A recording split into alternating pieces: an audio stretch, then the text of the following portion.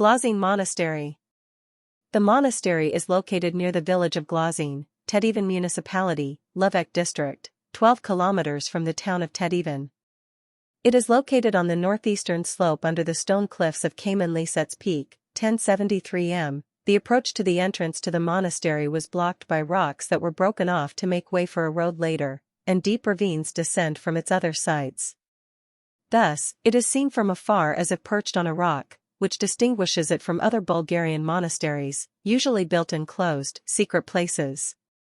The view in all directions is remarkable. The monastery was founded at the beginning of the 13th century.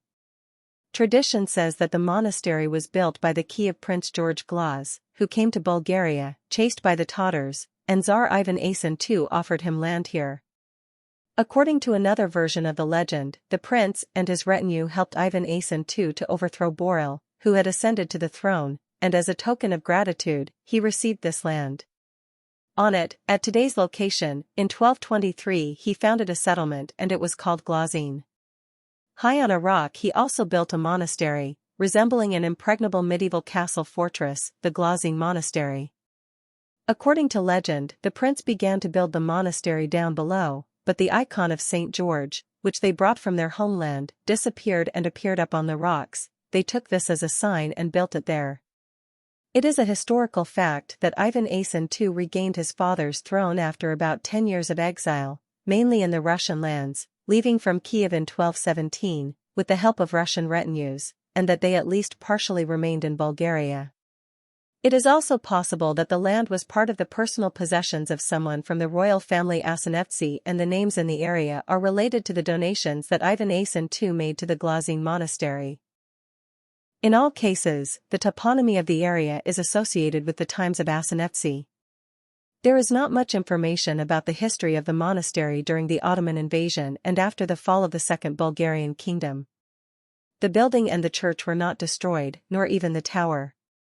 During the Ottoman rule, the monastery opened a number of monastic schools.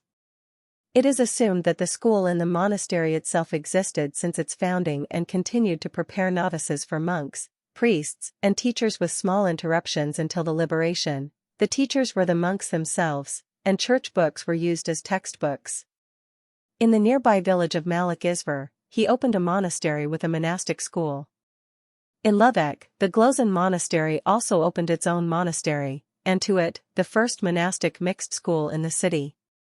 For it engaged the best teachers in this region: teacher Pavlin, a Serb, Hristo P. Popovich, teacher Kosta, teacher Ruscho, priest Lukan, Parashkeva Neykova, who taught boys and girls, and then only girls. The bishops and monks of the Glozhen Monastery were advocates for an independent Bulgarian church. Abbot Joanikiy, around 1840 to 1864, did not allow any interference by the Greeks in the monastery's affairs and gave a lot of funds to the monastery schools, where sentiments against Greekism were created. The next abbot, Hadji Evtimii, acted directly as a representative of the Bulgarian Exarchate even before its recognition. During the national liberation struggles, the monastery was one of Vasil Levski's most secure bases. After the liberation, Vasil Drumev, Metropolitan Kliment of Tarnovo, was exiled here. On February 14, 1893, he delivered a sermon against Catholicism, in which he defended orthodoxy.